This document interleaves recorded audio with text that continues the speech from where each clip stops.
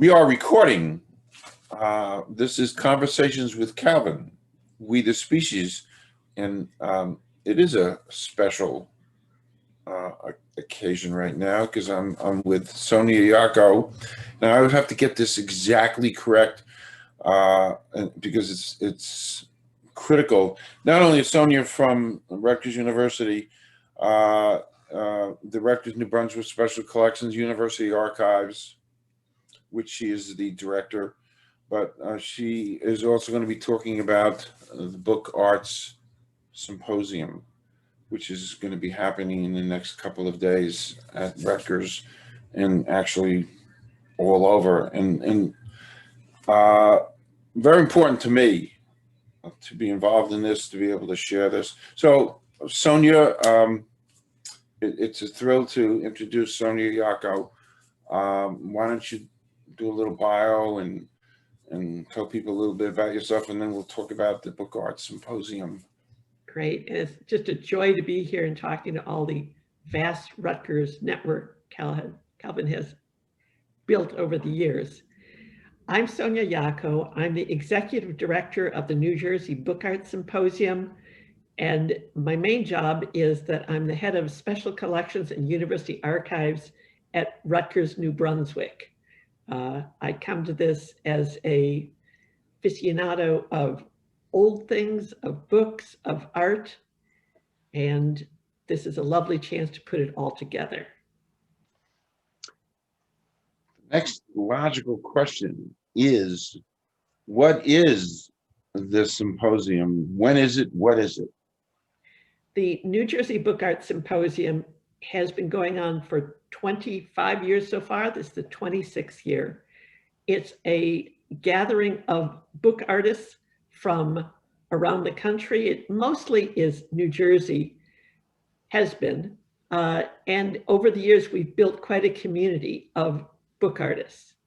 Book artists can range from people who handcraft books out of bark to glass, to people who use hand printing presses, people who make books in the shape of dresses, of glass globes. Wow.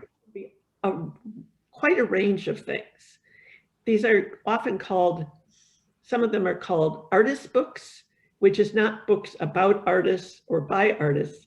It's books that are sculptural and in the book form. And later in this YouTube, we'll be giving you some examples of it. So the people involved are, some of them are educators, some of them are artists, others run galleries who collect books from other people. We have quite a range of folks. The specific purpose of the symposium? The purpose is to spread the word about book arts, to give New Jersey artists a chance to display their wares, to teach each other techniques. And a large part of it is to build a community. For that artist who's sitting alone in his or her gallery or his or her workshop, making these wondrous things, how do they advance their art? How do they learn more? How do they connect with people? How do they grow as artists? This is a way to do that. And it's a way to share that with people who are just book lovers, who are art lovers, for art students, for bookmakers, for craft people. It's a whole variety of people that come to it. Mm-hmm.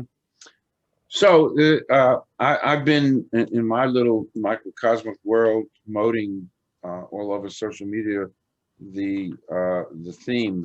I don't know if folks can see that, but and this is what I've been using, this little poster, Tumultuous Absence. So the next great question to ask is, what does the theme Tumultuous Absence mean? When we started thinking about the planning for this specific conference in July, thought, what theme do we want? What do we want to talk about? And we said, well, it's this huge absence that we can't all be together. And as we'll talk later on, turns out we can be together in a lot of ways that we couldn't have been before. But it's a tumultuous time between the election, and in July, we didn't know how chaotic the election would be, to the pandemic, to the economic effects of the pandemic, to the effects of the administration dealing with or not dealing with the pandemic. It is a hard time. And there are absences. There are absences of us. Cal and I can't be in the same room. It is the deaths of so many people. It is the absence of order. It's a tumultuous time, and we want to understand that and document it and not appreciate it, but explore it. By the way, I think it's a brilliant title because it is so evocative. Yeah, it covers it, doesn't it? And make you think about where we are, where we came from, where we're going, and the whole notion of absence, because our lives are kind of absent. So it was brilliantly conceived, and I believe that. Why does Rutgers, New Brunswick Special Collections University Archives? Why do they host? I'm really curious. Why do they host this symposium? Well, we collect artist books, and we've been collecting since the late 60s, early 70s. We have a really phenomenal collection of it. And we realized that we want to celebrate that collection and add to it and learn more about it. Libraries aren't just about collecting things. A lot of what we do is education, is create knowledge and spread knowledge, share knowledge. So this conference gives us a chance to do it. It's the biggest event the library does in a year. We usually have about 80 people. This year, the registrations, and we're a week out, registrations, we've had 215 people register. Wow. And I should say, I think you asked many questions ago when the symposium was, and I didn't answer that, my apologies. It is, we usually do it the first Friday, a full day thing in November. In the physical world, that works, although it's exhausting. But in the virtual world, you just can't do that. So instead, we're doing it 4 separate days, November 4th and 5th, and 12th and 13th, the first 2 Thursday and Fridays of November. And we want, the virtual world allows us to have people from all over the world in many different time zones. So we have a 10 a.m. session each day, a 1 p.m. workshop, and a 7 p.m. session, so that the artists we have from New Orleans can come on her time.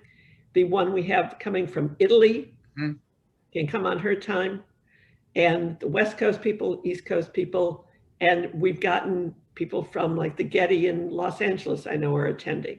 So it's a nice way to allow people to participate from all over. Yeah. You know, you mentioned university, you know, the archives, the collections, special collections. I spent a day at Alexander a couple summers ago. Yeah. Hung out for a day, and it kind of blew my mind because stereotypically, especially me, you know, I come out of a generation where our source of information was something called an encyclopedia. You're laughing.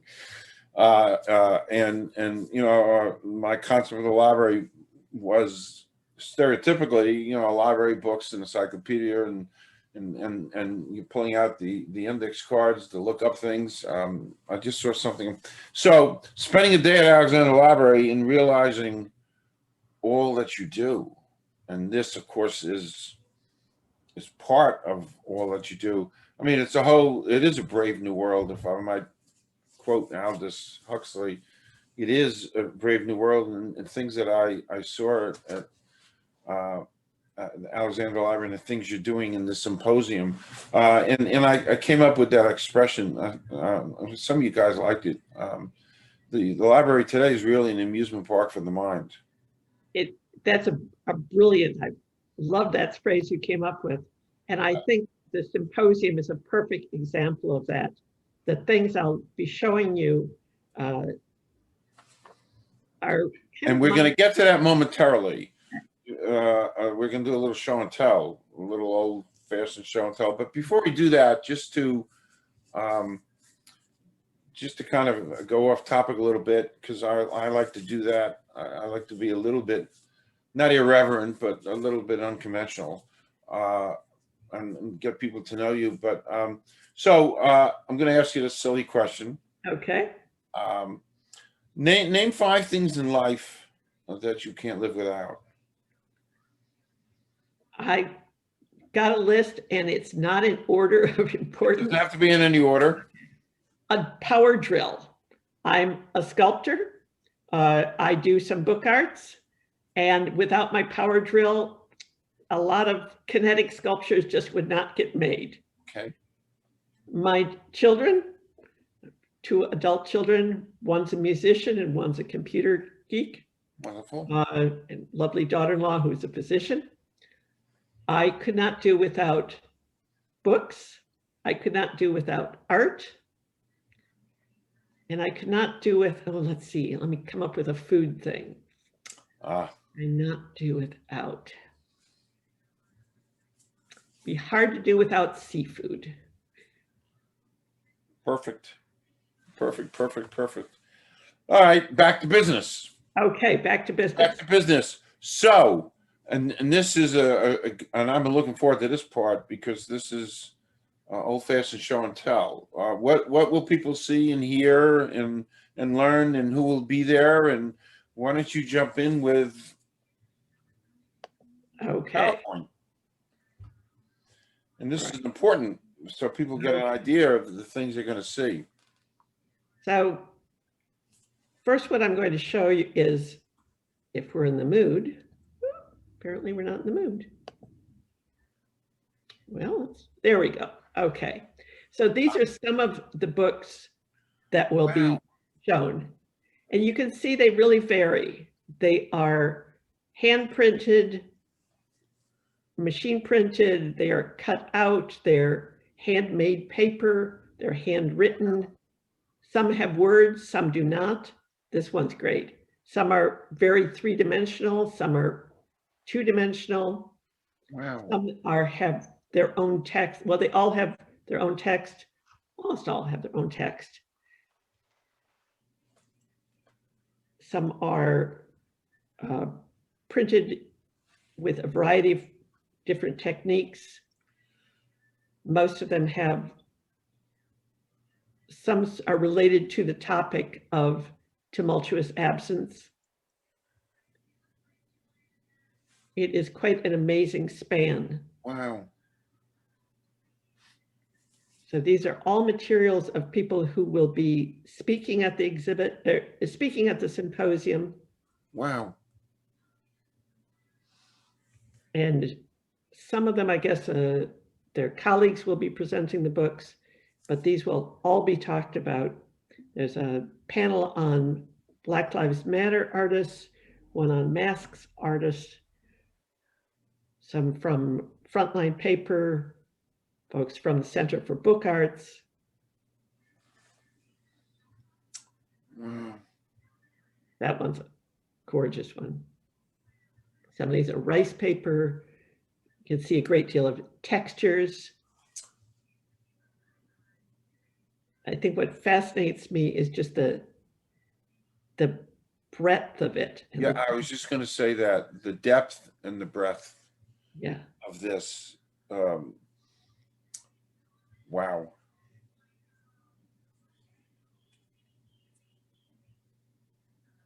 So the other thing, I think we're just about looped back to the start. There's a couple more here. There we go. The other thing that we're going to be demonstrating is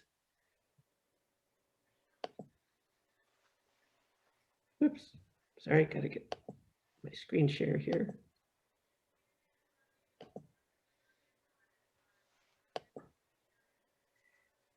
Cal, when we started coming up with this plan, and I realized that I would be the executive director for the very first time of this symposium, and for the very first time, we would not be on site, that we would have to do it virtually. My first thought was, oh my God, that is going to be so boring. And what a pity we can't do it the regular way. As time went on, it became apparent that it gave us so many more opportunities. Mm-hmm. And one is this amazing exhibit, virtual reality exhibit, augmented reality exhibit, that was developed by the wonderful people at GRID, Game Research and Immersive Design at the university at Rutgers. They came up with a way to have this virtual exhibit. Oh, here's a cool thing. Right here, you see that says scan me. Mm-hmm. If I take my cell phone and take a picture of that, it will allow me to register. Oh, wow. Yep, it's opening up. And so now I can sign in and sign their guest book. We can walk around the rooms. We can see, and you'll see that some of them are on the wall, but there are others This that is are so incredible because we discussed this before. It's like you're really there. Yeah. You're really you're really in the museum. You're really there seeing this. And you'll see that there are movies being played or slides being shown here. What could have been just, yep, she put some pictures up on a website, becomes instead a reality. It fleshes it out. And the other amazing thing, you're not seeing it right now, but multiple people can be in the room. So there can be avatars and you can bump into other people. You can have a microphone on so that you can talk to the other people in the room with you. It is just an incredible thing. So these are some of the images, and they may look, let's see, similar to what you saw before. So I'll just show off one more piece. If I can get there. This one happens to be mine, because as I say, I'm a book artist too. This is a piece that, as you crank it, see if I can maneuver it, it spells out read, learn, teach. Wow. So it's just, yeah. So these are all things that you'll be seeing. And what we'll be doing at the symposium is most of these people will be speaking. Some of us are just the organizers, so we won't be talking about our art. But we will be giving you a walkthrough of these, and at the exhibit, at the symposium, we'll be giving you the link so that everyone can come in and enjoy this. And the exhibit will be up for several weeks after. I was going to ask you that. At least a month, at least a year, I think, afterwards, because it's too phenomenal to create. And I was going to ask you that. Yeah. Yeah, it's a pretty wonderful thing. Mm.